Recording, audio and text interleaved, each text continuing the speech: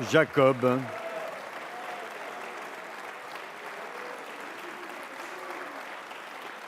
Pour le groupe Union des démocrates et indépendants, la parole est à Monsieur Philippe Vigier.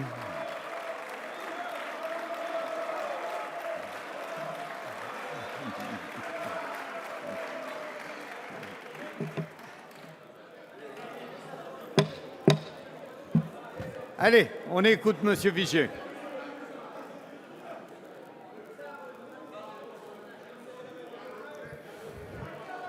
Monsieur le Premier ministre, mes chers collègues, d'ailleurs, quand je vois le nombre de députés socialistes, j'ai envie de leur dire « Eh oh, les députés socialistes, où êtes-vous »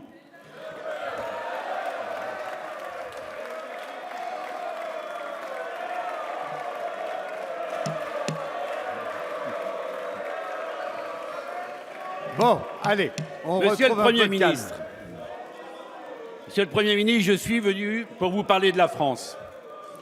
J'aurais pu vous parler longuement des divisions du Parti socialiste qui donnent une nouvelle fois une triste image de l'Assemblée nationale et vous contraignent à engager la responsabilité du gouvernement. J'aurais pu vous parler de l'acte des décès de la gauche plurielle, un certain 10 mai, 35 ans jour pour jour, après l'accession de François Mitterrand à l'Élysée. Je ne le ferai pas. Les Françaises et les Français savent dorénavant que les membres de cette majorité préfèrent débattre de l'avenir de la gauche entre eux plutôt que de l'avenir de la France avec nous. J'aurais pu vous parler de ce projet de loi, mais personne ne sait plus ce qu'il contient vraiment, tant vous avez improvisé, reculé pour finalement renoncer. L'absence de méthode a réduit à néant l'ambition initiale de ces projets de loi. Car le dialogue social, ce n'est pas se contenter de demander à William Martinet, le président de l'UNEF, de corriger la copie de Pierre Gattaz. La réforme, ça n'est pas de céder à celles et ceux qui crient le plus fort ou à celles et ceux qui défendent des intérêts partisans. J'aurais pu vous parler des frondeurs ou du vieux monde auquel ils s'accrochent, comme à leur siège de députés, puisqu'ils ne voteront pas plus cette censure que les précédentes. S'ils avaient fait part de leur conviction, avant tout, ils auraient quitté le Parti socialiste. Ils auraient été jusqu'au bout de leur logique en votant pour cette motion de censure. Je leur dis, faites comme le groupe communiste, qui est prêt, lui, à prendre ses responsabilités au nom de ses convictions. J'aurais pu vous parler, Monsieur le Premier ministre, otage d'une majorité qui s'est construite sur un mensonge, un Premier ministre isolé, réduit à l'impuissance, disons-le sans détour. Vos velléités de réforme ont été progressivement étouffées par la cacophonie qui règne à gauche et le silence cynique de François Hollande. Vous avez aujourd'hui engagé la responsabilité du gouvernement sur un projet de loi dont la portée d'un cessez d'être amoindrie en est la démonstration implacable. Non, je suis venu pour vous parler de la France, parce que cette majorité l'a perdue de vue depuis trop longtemps. Oui, cette majorité s'est coupée de la France, au point que d'autres pays est devenu pour elle l'arrière-plan de ces petites querelles, la petite scène sur laquelle se joue le grand show socialiste. Oui, cette majorité n'a plus qu'une idée fausse et éloignée des réalités de notre pays. Monsieur le Premier ministre, toute la France ne passe pas la nuit debout. Toute la France ne passe pas ses nuits à rêver d'une autre gauche. Toute la France ne passe pas non plus ses nuits à se retrouver dans le confort d'un entre-soi qui brave nos lois sous votre regard complaisant.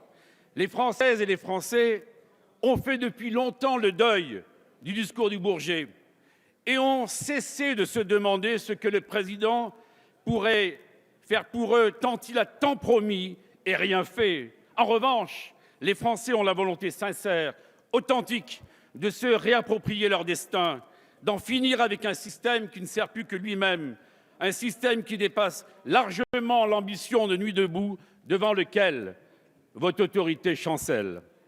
En revanche, les jeunes aspirent à des vraies avancées concrètes et vous les avez déçus avec ce projet de loi. Monsieur le Premier ministre, contrairement à ce que vous avez pu penser, la France ne peut pas comprendre que cette gauche, qui n'avait que partage du temps du travail, assistanat et contrat aidé à la bouche, prêche tout d'un coup pour faciliter les licenciements avec la zèle du converti. Vous avez ainsi donné le sentiment aux Français que, faute d'avoir su mettre en place une politique efficace en faveur de la création d'emplois, ce sont leurs droits auxquels vous allez vous attaquer pour donner de l'oxygène aux entreprises. Pourtant, ils ont pleinement conscience que le monde du travail, que l'entreprise doivent s'adapter, évoluer vers un monde ouvert, aux échanges, un monde qui évolue à toute vitesse. Ils ont conscience que les réformes sont nécessaires, mais ils savent que ça n'est pas avec des gadgets estampillés, gratuité, égalité, universalité comme le compte personnel d'activité que vous allez mieux les protéger, que vous allez créer plus d'emplois et lutter plus efficacement contre la précarité. Monsieur le Premier ministre, contrairement à ce que vous pourriez craindre, la France n'est pas non plus en marche, comme l'appelle de ses vœux Emmanuel Macron. Comment pourrait-elle avancer alors même que François Hollande a patiemment tout mis en œuvre pour que les énergies soient étouffées par les contraintes et la réussite jugée suspicieuse? La France est à l'arrêt depuis que cette majorité a décidé de supprimer la défiscalisation des heures supplémentaires et des allègements de charges décidés par la précédente majorité.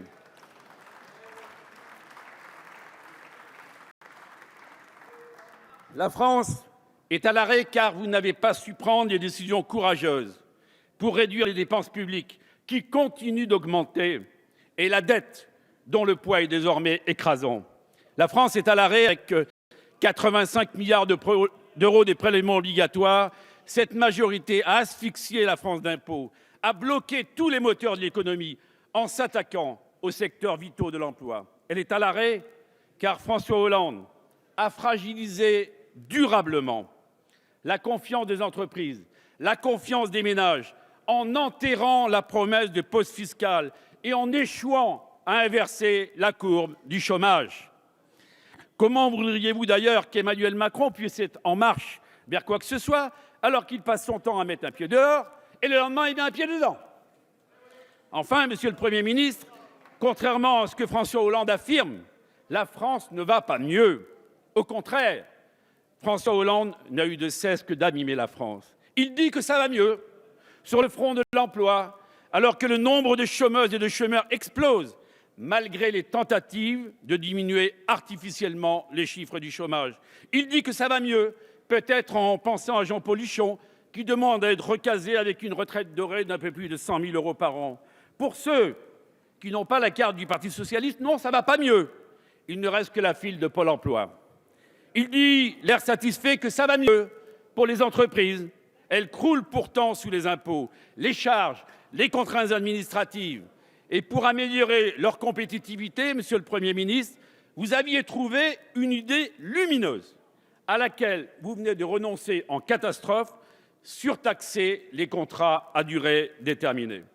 François Hollande, il dit d'un air ravi, ça va mieux à l'école. Il ferme ainsi honteusement les yeux sur cet immense gâchis humain de 150 000 jeunes qui sortent chaque année du système scolaire sans diplôme ni qualification. Monsieur le Premier ministre, vous souhaiteriez nous faire croire que vous êtes pris en tenaille par les conservatismes de toutes sortes, par une conjoncture d'opposition. Cela est faux. En réalité, vous êtes écartelé entre une gauche qui se sent légitimement trahie par les mensonges de François Hollande et une opposition à laquelle vous ne pouvez pas tendre la main, sous peine de faire imploser ce qui reste de vos soutiens, et on voit où ils sont. N'est-ce pas vous qui disiez espérer une majorité de gauche pour voter ce projet de loi? N'est-ce pas vous qui avez considéré qu'il était impossible de transcender les clivages partisans? Pourtant, vous le savez, le groupe UDI était prêt à prendre ses responsabilités en s'engageant sans réserve dans ce débat. Nous l'avons toujours fait lorsque l'intérêt de la nation était en jeu. Nous étions prêts à prendre nos responsabilités avec le pacte de responsabilité et de solidarité. Nous étions prêts à les prendre avec le projet de loi croissance, activité, des chances économiques. Emmanuel Macron le sait. Nous l'avons prouvé lorsque nous avons voté les projets de loi sur l'agriculture, les emplois d'avenir, la réforme de l'asile, la loi sur la sécurisation de l'emploi, la réforme ferroviaire, la loi sur le renseignement, la loi sur le terrorisme. Nous l'avons prouvé en nous associant à l'unité nationale, en vous soutenant, Monsieur le Premier ministre, sur les opérations militaires, sur l'état d'urgence, sur la déchéance de nationalité. Notre opposition constructive n'a jamais rencontré le moindre écho au sein de votre majorité parce qu'elle était repliée sur elle-même, toujours à gérer ses contradictions, et vous le savez bien. C'est d'ailleurs de votre camp qu'est venue l'obstruction sur ce projet de loi, Madame la Ministre. Vous le savez fort bien, 128 amendements pour le groupe UDI. Cherchez l'erreur.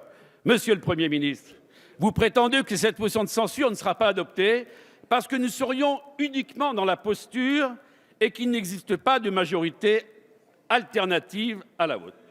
C'est également faux. Nous portons cette ambition. Nous la portons quand nous défendons une France qui retrouve son autorité et dont la voix porte à nouveau en Europe. Nous la portons en défendant une Europe différente de la vôtre, une Europe qui ne plie pas devant les États-Unis lorsqu'il s'agit de négocier un traité dont les conséquences sur notre mode de vie seraient désastreuses, une Europe qui ne marchande pas avec la Turquie lorsqu'il s'agit de ses valeurs et de la vie de milliers d'hommes et de femmes qui fuient la guerre. Nous portons également cette ambition en défendant une vraie méthode de gouvernance pour faire en sorte de sortir de l'impuissance qui caractérise l'action publique depuis tant d'années et qui est devenue insupportable. Cette méthode privilégiera le dialogue social, la consultation en amont, l'écoute des forces vives, les consultations populaires pour créer le rassemblement le plus large possible.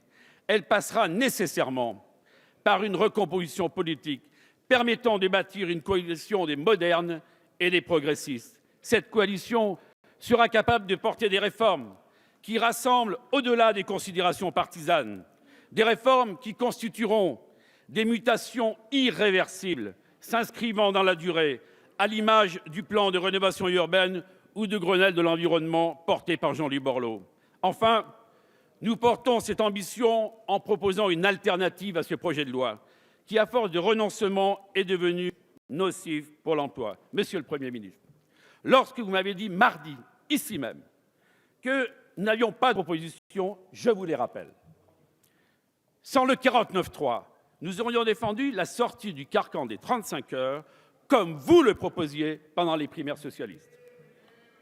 Nous aurions également défendu une baisse massive des charges, comme vous le proposiez encore lors des primaires socialistes, car elle est plus efficace et lisible que l'addition d'aides et de crédits que vous avez fait voter. Nous aurions proposé, mes chers collègues, la modulation des seuils sociaux, comme un certain François Rebsamen, ici même, le 28 mai 2014, sans que cette réforme ne fût jamais adoptée.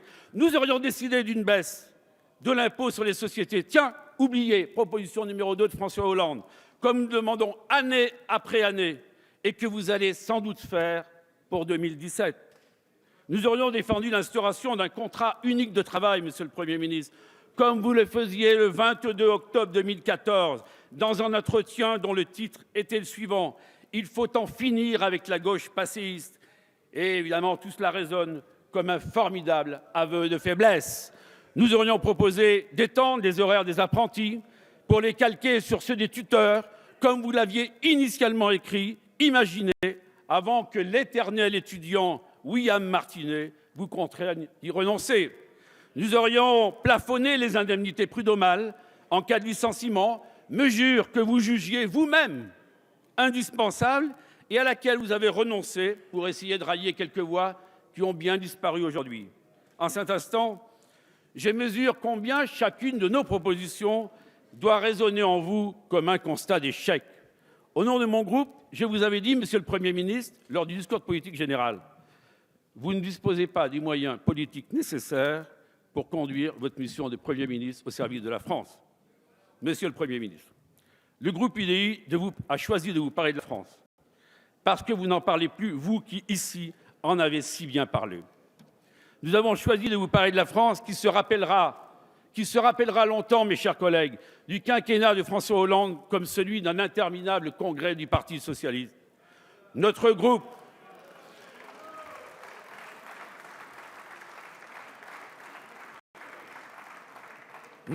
a choisi de vous parler de la France parce qu'elle a un potentiel immense, que nous avons confiance en elle, que nous ne croyons pas à son déclin et que vous n'avez plus que votre impuissance et vos renoncements à lui offrir.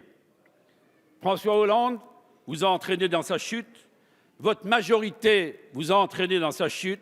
Nous ne nous résignons pas à ce que vous entraîniez maintenant la France dans votre chute. Aussi, Monsieur le Premier ministre, le groupe UDI votera cette motion de censure. Merci, Monsieur Vigier.